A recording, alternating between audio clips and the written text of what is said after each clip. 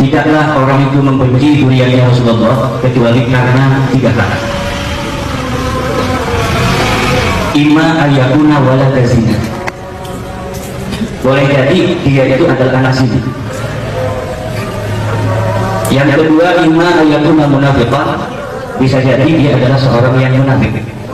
Siapa munafik? Orang yang pura-pura Islam, pura-pura iman kepada Allah, tapi hatinya sebenarnya tidak beriman kepada Allah.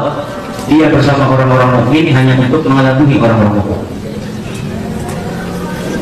Wa imma ayakuna abu jama'u fi ghairi kufri, atau ayahnya ketika berhubungan dengan ibunya dalam keadaan tidak suci, ibunya dalam keadaan seks, kemudian.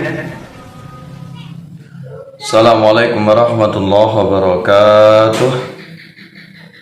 Nahmadu wa nasta'inuhu wa nastaghfiruhu wa na'udzu billahi min syururi anfusina wa min sayyiati a'malina, may yahdihillahu fala mudilla lahu wa may yudlilhu fala hadiyalah. Asyhadu an la ilaha illallah wahdahu la syarika lahu wa asyhadu anna Muhammadan abduhu wa rasuluh.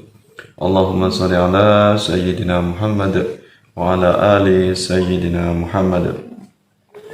Pemirsa yang dirahmati Allah Subhanahu wa taala, para alim, para ulama, para kiai, sahabat-sahabat Aswaja dimanapun Anda berada, telah kita simak tadi yaitu penyampaian dari Kiai Imaduddin Utsman. Ini adalah sebuah video lawas, ini dimana beliau ini menyampaikan ceramahnya atau dakwahnya di acara FPI, ya, Front Pembela Islam. Ini ketika FPI masih eksis dan beliau ini masih sebagai pengurus atau anggota dari organisasi Ormas Front Pembela Islam.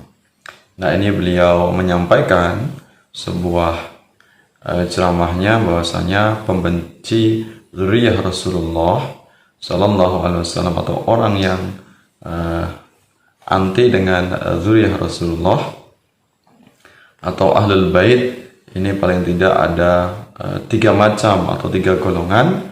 Yang pertama adalah mereka yaitu anak hasil zina. Ini yang disampaikan oleh Kiai Imaduddin Utsman. Yang pertama adalah anak hasil zina. Kemudian yang kedua adalah orang yang munafik. Kemudian yang ketiga tadi kita dengarkan yaitu apabila suami istri sedangkan istrinya ini dalam keadaan tidak suci. Jadi hubungan antara suami dengan istri sedangkan istri ini dalam keadaan tidak suci, kemudian lahirlah anak tersebut, ya, anak yang kemudian nanti kelak menjadi orang yang membenci dzurriyyah Rasulullah Sallallahu Alaihi Wasallam. Tentunya karena ini adalah video lawas, video lama, tentu yang beliau maksud dzurriyyah Rasulullah Sallallahu Alaihi Wasallam tentu adalah habaib atau klan Ba'alawi. Walaupun pada masa berikutnya atau masa sekarang ini beliau tokoh utama atau tokoh sentral yang menggugat nasab habaib atau Ba'alawi, sehingga beliau menyatakan bahwasanya hasil tesis atau penelitian beliau yang menyatakan pada kesimpulan bahwa habaib atau Ba'alawi ini nasabnya terputus, tidak sampai kepada Rasulullah Sallallahu Alaihi Wasallam.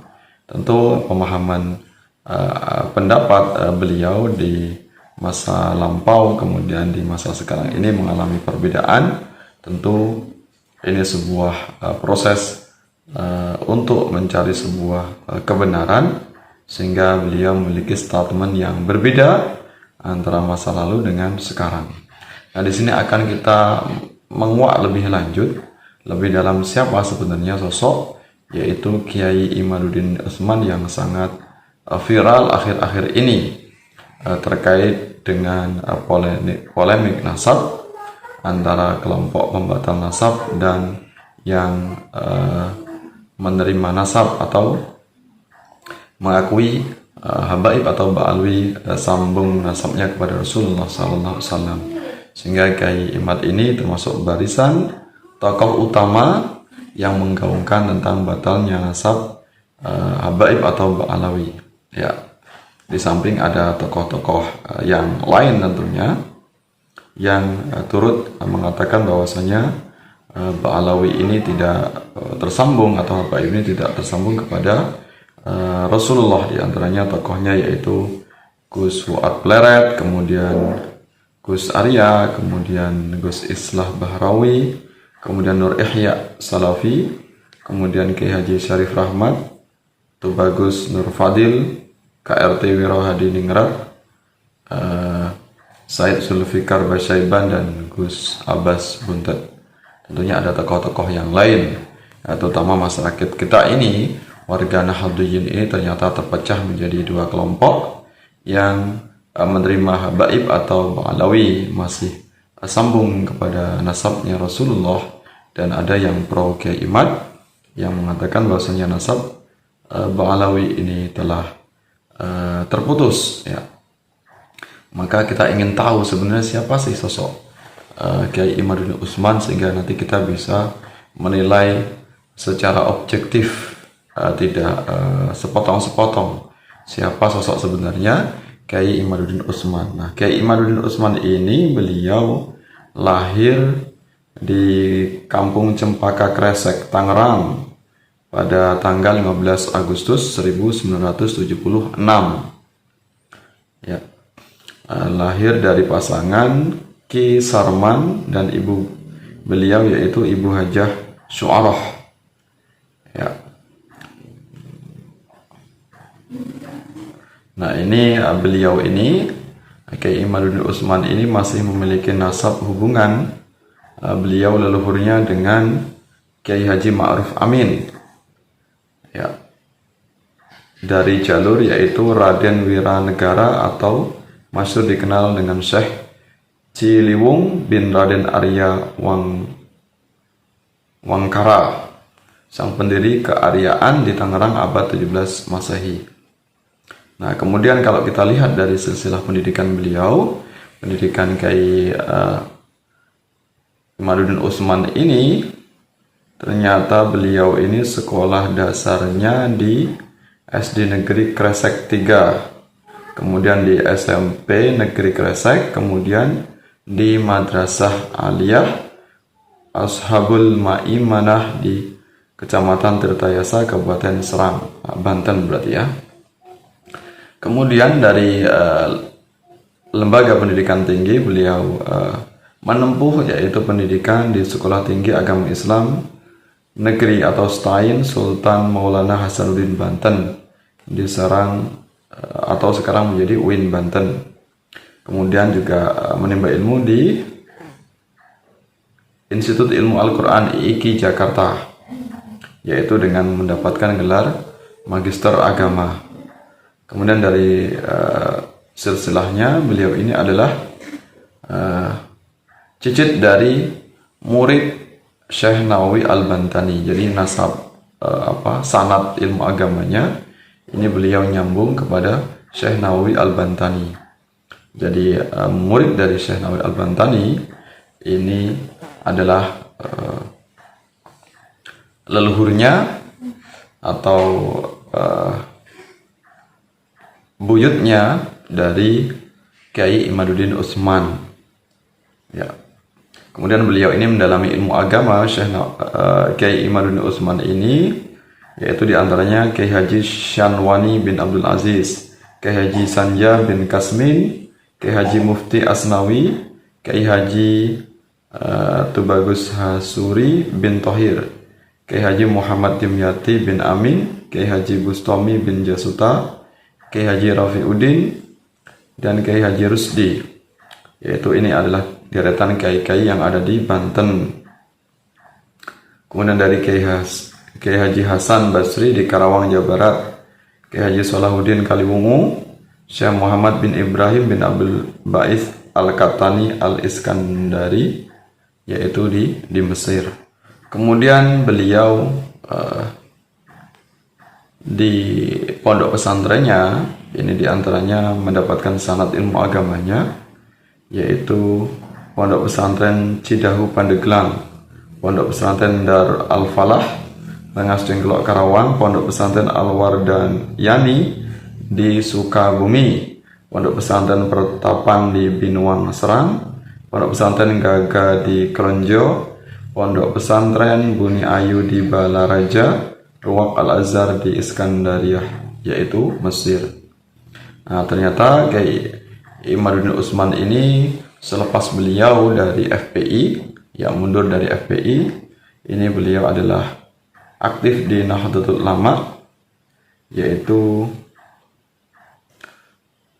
sejak tahun 2006 sampai 2011 ini sebagai Ketua MBCNU Kecamatan Kresek. Ya, pada tahun 2018 yaitu sebagai Wakil Khatib Pengurus Wilayah Nahdlatul Ulama Provinsi Banten, ya, termasuk beliau pengurus PWNU Provinsi Banten.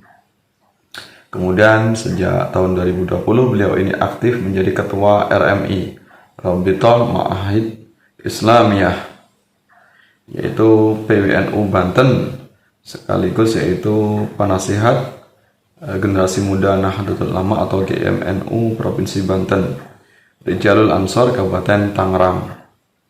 Nah, ini kalau kita lihat beberapa karya dari Kiai Imaduddin Utsman, diantaranya ini banyak sekali karya beliau, ya, kitab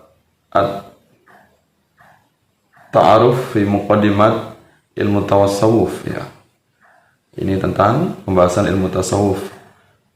An-Nailul Kamil fi Syarah Matan Al-Awamil atau ilmu nahwu. Al-Qaul Al-Mufid fi Hukmi Al-Mukabbir As-Saut fil Masajid. Fikih tentang hukum speaker. Al-Qaul Al-Labib fi Hukmi At-Talaqqub bil Habib, yaitu fikih tentang hukum bergelar Habib. Tuhfatun Nazirin, yaitu bahasa Jawa, tulisan pegon dalam bentuk yaitu ilmu mantik. Fathul Ghafur fi Abiyat Al-Buhur, yaitu wazan syair Arab.